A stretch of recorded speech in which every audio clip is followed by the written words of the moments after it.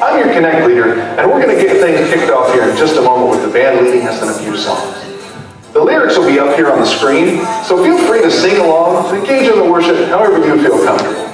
After the music, we're going to hear a great sermon that I know will be easy to understand and relate to your everyday life. If you have kids with you, we also want to let you know that we have a fantastic kids program available for children of all ages. It's safe, it's secure, and most importantly, your kids are going to have a blast. There's still time to check them in too. Just head out to the TV in our welcome area and you can do so there. Around here, family matters, and we're willing to reach yours whatever it takes. We want to grow God's family, strengthen yours, and connect you with others. And now it's time to check out how we make that happen. Every Wednesday night from 6:30 to 7:30 here at the Church's Family. On Sunday, September 23rd at 12 o'clock, we're having a chili cook-off and a cornhole tournament for the community. Bring all your family and friends. If you're new here, we'd love to get more involved. Nate and Hope would love to have you join them this Sunday at 10 a.m. for a pastor's breakfast. If today is your first day with us, we would love to connect with you and serve you in any way possible.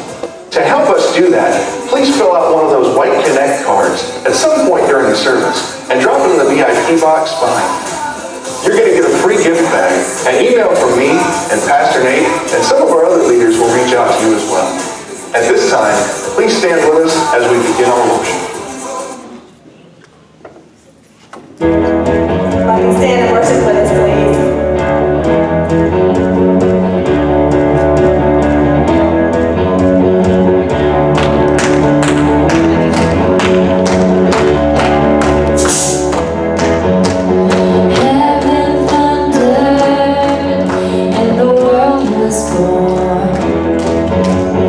Life begins and ends in the dust.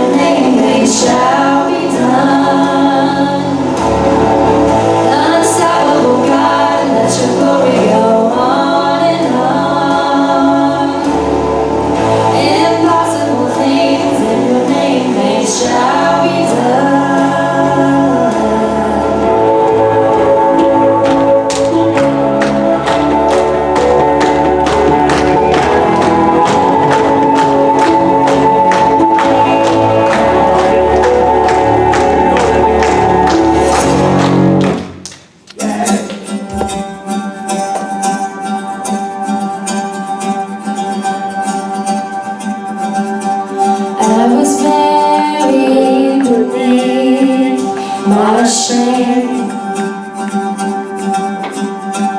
Who could carry that kind of weight? It was my tomb till I met you. I was breathing but not alive. All my failures I tried to hide. It was my tomb till I met you. You called my name and I ran out of that grave. Out of the darkness into your glorious day. You called my name and I ran out of that grave. Out of the darkness into your glorious day.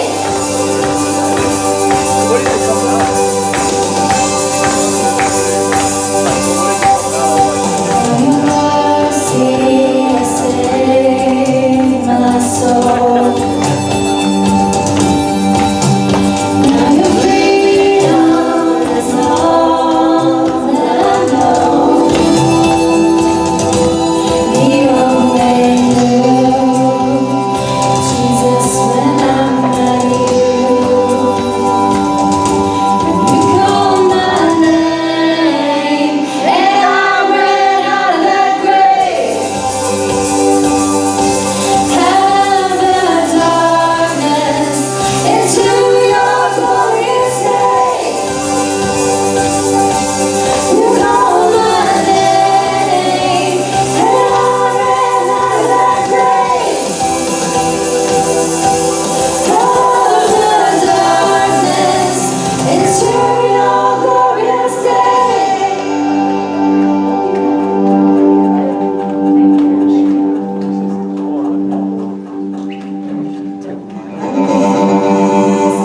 My sin was heavy, chains breaking, the weight of your glory. I need shelter through your promises and there. When I was broken, you were my healing. Love is the air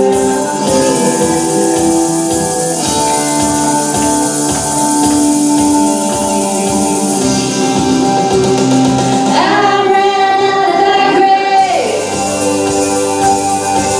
Out of the darkness into your glorious day. You called my name and I ran out of that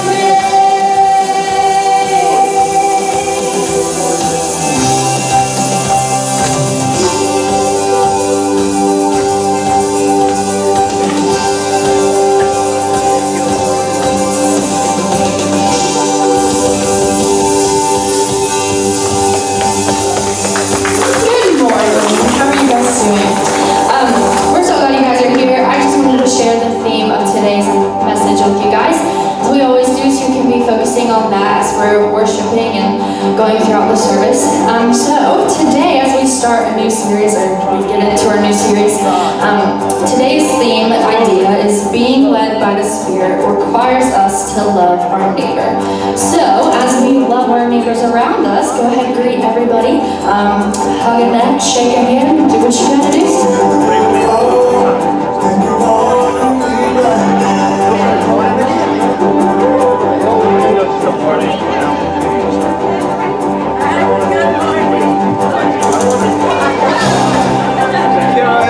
Happy birthday!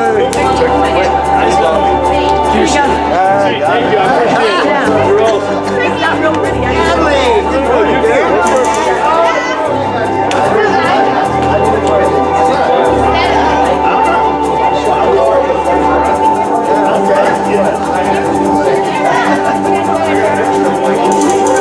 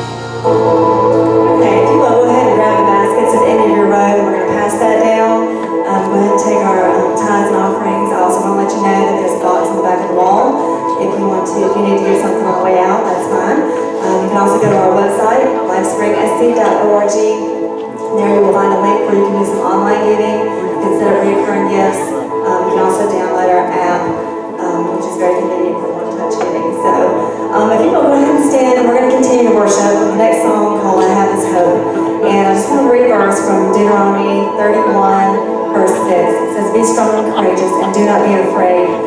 The Lord your God goes with you. He will never leave you nor forsake you." That promise is given a million times over in the Bible, and Deuteronomy alone it's given at least 100. So the point of this next song is, it doesn't matter what we're going through, God is never going to forsake us. It doesn't matter what kind of trials we face, God will always be there. Even when we as human beings feel like He's not there, and we feel like He's forsaking us, that is just not true. That is a lie. It's straight from the pits of hell. So we are never alone, and we can rest on that hope. We can rest in that security that God is always with us, and He is not going to forsake us. Continue to worship with us, please.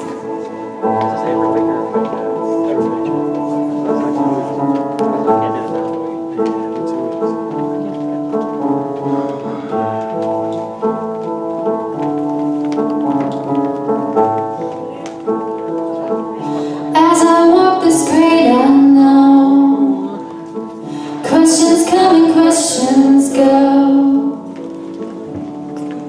Was there purpose for the pain? Did I cry these tears in vain? And I don't wanna live in fear. I wanna trust that you are near,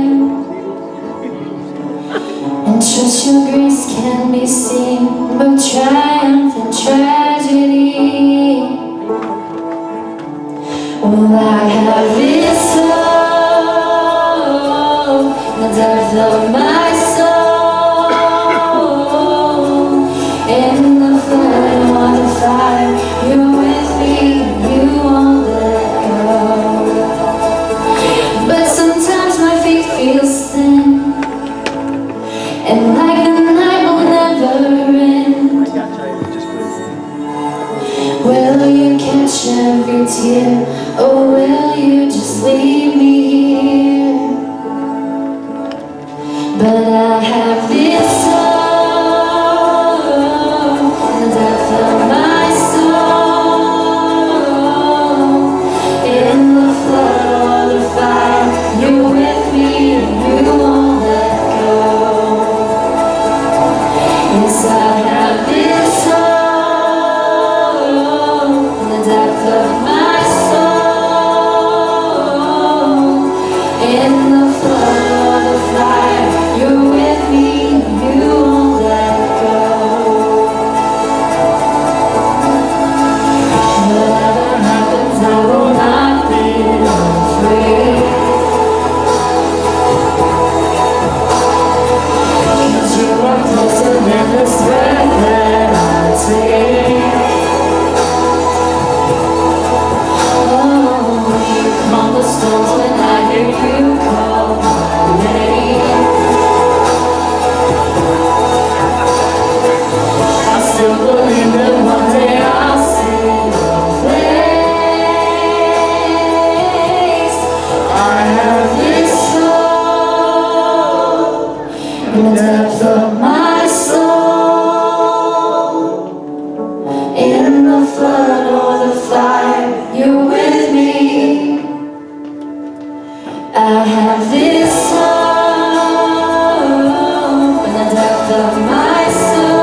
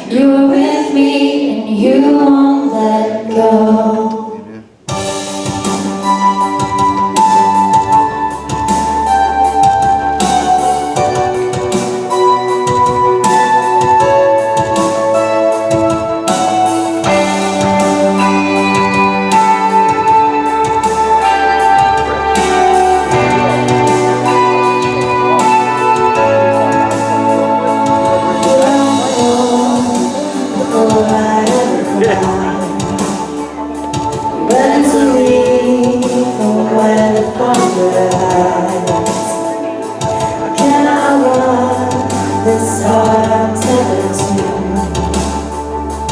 Let me step out of your life with you. Like a tidal wave, crashing over me, rushing into me. Your love is fierce, like a hurricane that I can't escape. Tearing through the atmosphere. Your love is fierce.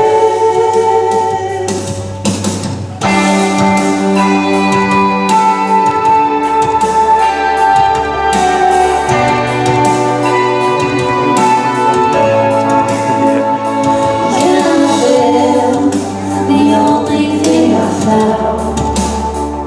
Is through it all, you never let me down. Don't hold back, relentless in pursuit.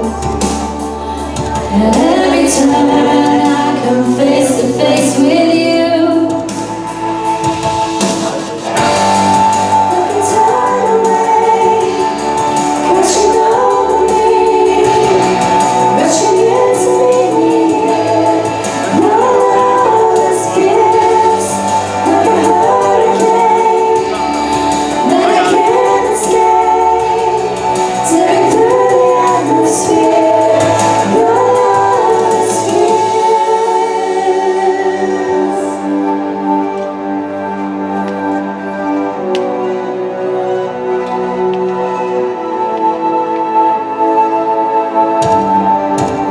Takes me down, you seek me out.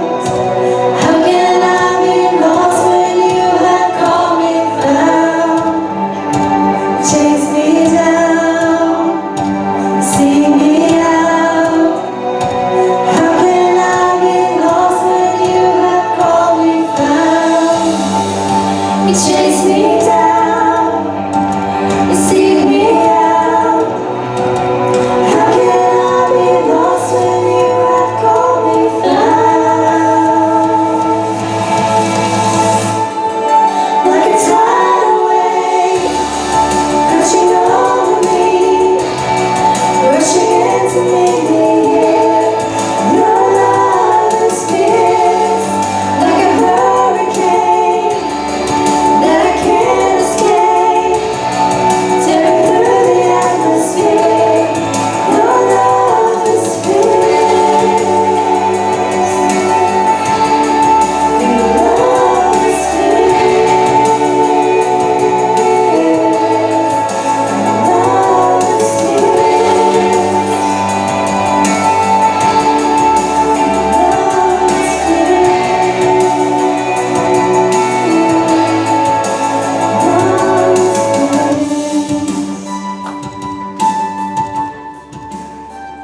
God, we thank you so much for this day. We just thank you so much for the opportunity that you give us, Lord, to be here every single day. God, that we have the privilege and the right as citizens of this country to be here, Lord, and it's not a privilege that a lot have. I pray that you just help us to be clear in our hearts, clear in our minds, Lord, as you speak to us today, whether we would hear the words that you have for us and that we would take it to heart. And we just love you so much, and we just thank you for all that you are and all that you do. It's in Jesus' name I pray. Amen. Amen. You can be seated. Kids, you are dismissed. Go do what you do. Adults, make some noise. Say bye to our children. Peace out. Go have a good time. I've said this many times, but in my last church, I was a youth and children's pastor, and just did a lot of things to get ready for children's ministry. I tell this to all our workers and all our kid workers, and it is so true here. Now, don't test this theory after service. Everybody promise not to do that? Nope. You'll find out why. I need you to promise that when I'm done telling you. But I always tell kids workers, when kids church or nursery, whatever, when your kid time is over, if your throat's not sore and your kids aren't sweating, you did not teach kids church, right? Amen? Now you see why I'm asking not to test that theory with our workers today, but they do so much back there, and they do have such a great time, and just so thankful for our children and for what they all mean to us and do for us. Awesome stuff going on, great things happening. I just want to make sure everyone's aware of, you heard my man Tyler up on our screen today, share some announcements and some things coming up. I just want to make sure you understand Wednesday nights. Wednesday nights is an awesome time to come and connect. Around here we believe that we want to grow God's family, we want to strengthen your family, and we want to connect you with other families. And Wednesday nights is such an awesome way to do that. Regardless of your age, we have something throughout this building for that age group, and it's awesome. So I just want to make sure everybody that can come plug in on Wednesday nights. The power of Bible study, the power of our kid programs. It's just a really great thing in the middle of the week. And we follow the school calendar, so if there is school that day, if there's school happening at that time, we will be here every Wednesday night from 6:30 to 7:30. So make sure you all come and be a part of that. This year, just a few things also to elaborate on from our announcements. We are starting a new wave of our lunches and our fundraising and how we handle some things of our church. Our calling, our goal this year is to be more community-oriented, to get outside these walls, to have things inside these walls for you to invite your friends and your family and as many people as you possibly can to. And back earlier this year, we had envelopes out in the foyer area. It was our envelope fundraiser. And what that did was that freed us up to do more things that don't just have to be fundraisers, to send you phone trips or whoever, but to have more lunches and things like that, just to fellowship and just to hang out. And you heard Tyler mention the chili cook-off, and you heard him mention the cornhole tournament. This year, for the first time, there's no charge for that. It is free 99. How many of us love that whatever that's called? Free 99. And we want you to invite your friends. We've had people join our church through cornhole. Amen? It's happened. I'm telling you, somebody before has come to the cornhole tournament, whatever. And it's community. And I'm inviting all the churches, all the groups, everybody I possibly can to come to that Sunday. You can sign up to bring a food item. We do have to provide the food, which is us in here.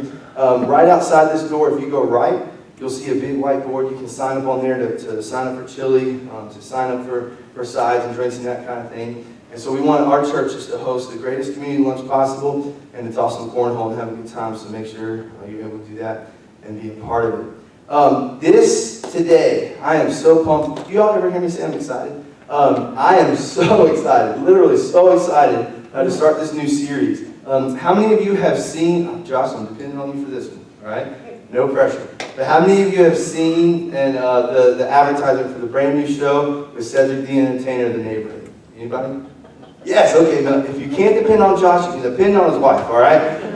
The Neighborhood is our new series. And I'm a DVR watcher. We got shows we like to watch and things like that. And I've been seeing the advertisement for this show. Now, if it's terrible, I'm not condoning the show. I'm just saying the image gave me the idea for the series, all right? But the concept of this show coming out, from what I've seen in commercials, is how this neighborhood operates and how different characters of different races and different backgrounds and different likes and dislikes of how they're going to live together. Now, it's a comedy, so of course it's going to be hilarious, and they're going to exaggerate things and things like that. But this series that we're going to start today is going to go through the month of September. We still have 4 weeks of September. Isn't that pretty cool? 4 Sundays in September. And we're going to talk about being in the neighborhood, reaching out into the community, being the hands and feet of Jesus, and doing what He's called us to do. And the title today is The New Way to Neighbor. And God's going to show us through His Word that there was an old way to do things as far as the law and the Pharisees and all that, and there's a new way to be the church that God's called us to be. And we're going to look at that a little bit today. But as I was getting ready for this series and focusing on the neighborhood, I could not help but think of some great neighbors in the history of television, right? Think about all the shows you've ever watched. 9 times out of 10, isn't there always like that neighbor that just kind of brings that show together, or kind of has a character you can connect with? And so we're going to do something today, and for the rest of the series, we're going to count down the 8 greatest neighbors in TV history, all right? I hope and pray that my number 8, number 7, number 6, it lines up exactly with who you would pick in that spot. Do you think that's going to happen? Nope, not a chance. But whatever website I got this from, in my opinion, it's all that matters because it's on the computer, all right? So what we're going to do is each week, we are going to count down 2 of the top 8, all right? So for you to find out who's the #1 greatest neighbor in TV history, you gotta keep coming, all right? See what I did there? But number 8 today, and I'm not gonna just tell you, if I just say this is the 8th greatest neighbor, that's not that fun, right? We do things fun around here. So I'm gonna give you a hint, and man, we wanna talk back to each other. This is a little trivia time. I'm gonna give you a hint for our 2 neighbors today. The first hint, and you guys yell it out when you think you know who it is. It'll be really funny if you're wrong, okay? But yell it out. The first hint for the 8th greatest neighbor in the history of television is this. Oh, perfect theme music and everything. You can do that again. That was beautiful. Dun, dun, dun, dun. She is best known for her questionable taste in clothing, her questionable taste in boys, and her questionable life choices. Anybody know? Kimmy off the Full House. Kimmy Gilbert. Holy cow, y'all got that right away. Like yourself. I didn't even have to tell you she was DJ Taylor's best friend. You already got that. Kimmy Gilbert. If you've ever seen Full House or now Fuller House, right? You know Kimmy Gilbert. On the list of the 8 greatest neighbors of all time history in television, she is number 8. And what a great character. Man, I tell you what, some days, whenever I bring Haybug to the daycare, I think Hope looks at me like, did Kimmy Gilbert dressing today? Or what happened here?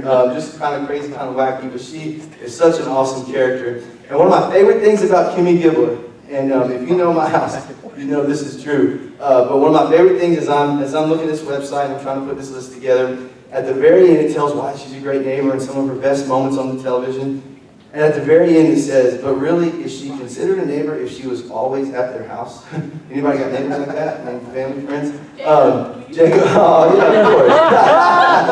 Dang, she just put you on blood. She did. But isn't that so cool to just know she's always there? As quirky as she was, as crazy as she was, you know Kimmy Gilbert, right? So let's look on to number 7, all right? Oh my gosh, the first person to yell as fast as you can, because this one's easy. Number 7, greatest neighbor in the history of neighbors in television. Your hint is this. The nerdiest nerd. Urkel. Need I say more? The nerdiest nerd who ever nerded, Steve Urkel. Was he not a great neighbor? Now you may be contemplating and thinking, everyone say name. Name. There you go. Try it again. Name. Number 7? Number 7. Isn't that a little like low on the list? Here's my theory. I mean, I'm long and hard on this. There's a sermon, but we'll get there. Here's my theory. Number 7 greatest neighbor is Steve Urkel. You want to know why he's so low on that list? Because in your heart you're probably thinking, number 1, there's no way. If every time your neighbor, your friend, your family came over to your house, something got destroyed, would you consider them to be the number 1? No way. So my theory is, if Steve Urkel just wasn't so daggone clumsy, he would have been number 1 for sure. But he comes in. If you know that show, Family Matters, we did a whole series about our vision, our mission of being family-oriented and Family Matters, and we focused on him a lot. But think about Steve Urkel. Think about what he brought to the table. I didn't even have to get to the part of the hint where it's, did I do that? Remember we all asked that question each week of that series. But Steve Urkel's the number 7 greatest neighbor in television history. And here's the thing about neighbors. There are certain characteristics, there are certain parts of these characters specifically that you just feel like, man, I can relate to that. I'll never, how many nerds in the house, you know, whatever. We can all relate to certain things. And what these writers, these producers did, is when they're creating these shows, they have all their characters, but there seems to always be that neighbor, and they have created specific characteristics, specific parts of their personalities, certain things to bring kind of that curveball to the show, and kind of bring that other angle to the show. And I'm excited about this series because as we look at the neighborhood, I want you to think about this. Then your neighbors that we're focusing on, it's not just people that live on your street, which is hugely important. We want to reach our neighborhoods as well. But when we talk about the neighborhood, we talk about reaching our community, I'm talking about people. You fill in the blank, man. It could be a family member, it could be a friend, it could be people in your actual neighborhood, but we want to focus on being the greatest neighbors, the greatest church that we could possibly be to get out there and reach people. And as I think about these different characters that we're talking about today, they all brought a purpose to each show. Kimmy Gilbert had a purpose on Full House. Steve Urkel had a purpose on Family Matters. And so I want us to think about, what is our purpose? This show called Life, as we all live it together, what are you here for? And the concept of this series, and this is what I believe, you're going to hear a lot about this, I believe this passionately, is that when we give ourselves to God, if you have asked Christ to come in and be the Lord and Savior of your life, the best decision you could ever make, here's what happens. When we give ourselves to God, we then give ourselves to each other and to the vision that He has given us. Then we become an unstoppable force of love, grace, and transformation in our community and around the world. Man, those characters would only be those characters if they did what they were created to do. Those writers created them to bring comic relief or whatever. We were created to be an unstoppable force in our communities, in our world, around us to people, by showing God's love and by showing God's grace. Here's the thing. I again believe this. You'll hear me preach and talk about this a lot. There are probably 75 different personalities, different ways of things through the life of our church, right? Some people are people. How many of you are people? All right, 2 of us. That's awesome. How many of you are like, life is better secluded, kind of a way, right? Okay, amen. You must hate my house, man. What are you doing? No, I'm just kidding. This is the thing. Regardless of your social preference, regardless of if you're an introvert, you're an extrovert, or whatever, I believe with all my heart that we are meant to grow and be in a community with each other. We are meant to do life together. What did Jesus do His time on earth? He spent His time with people. Others, with people. He put people around Him to help spread the message. He ate and hung out with sinners. He hung out with people. He equipped those 12 disciples and many, many other men and women to go out and spread the message because He believed there was a community there of people. Life is better when done together. Dang. All right, I'm just going to move on. That was pretty cool. I didn't mean it to be like that. Life is better when done together. Matthew chapter 22, verse 34 through 40. This is a key verse. We've heard this many, many times, but we're going to focus and break it down today. Hearing that, Jesus had silenced the Sadducees. The Pharisees got together. Boy, oh boy, there's a problem right there, right? Drama, gossip. Something happened. Pharisees see what Jesus has done. They say, guess what they do? They call a special meeting. They gather. They get together. One of them, an expert in the law, tested Jesus with this question. Teacher, which is the greatest commandment in the law? Jesus replied, and again, we see this happen a lot. They try to catch him. They try to get him. And I just love how quick Jesus is. Oh, the greatest commandment? Boom, right away. Jesus replied, love the Lord your God with all your heart, with all your soul, and with all your mind. This is the first and greatest commandment, and the second is like it. Love your neighbor as yourself. All the law and prophets hang on these 2 commandments. Now, isn't it interesting that when these Pharisees, it's a lawyer, it's an actual lawyer that asked this question, they know the law inside and out, they know the do's and don'ts, they know the Old Testament way of life, they got all this going on. I have a theory that sometimes when we become Christians, we just see that as, oh, now I've got it all together, now I've got all the answers, now I know who I am, the holier than thou principle. We don't want to be like that. But sometimes we want to take what God has done in our lives and just say, yep, that's for me, maybe my family around me, and we want to kind of hold on to it. We want to kind of say, well, this is the way things have been done, this is the way, and we kind of put ourselves in a box. We put ourselves in some boundaries that these Pharisees have put them in. This lawyer knew the law through and through. The Pharisees that were all present, they had all the old laws down to a T, and they wanted Jesus to go through that list of thousands of laws and pick the very best one. Did you know that they had gotten so crazy with all these laws that, for example, to rest on the Sabbath, they even broke down what's considered rest, what's considered work. You can only, take these many steps or do these many things. They had just squeezed the life out of all these laws, and they brought this old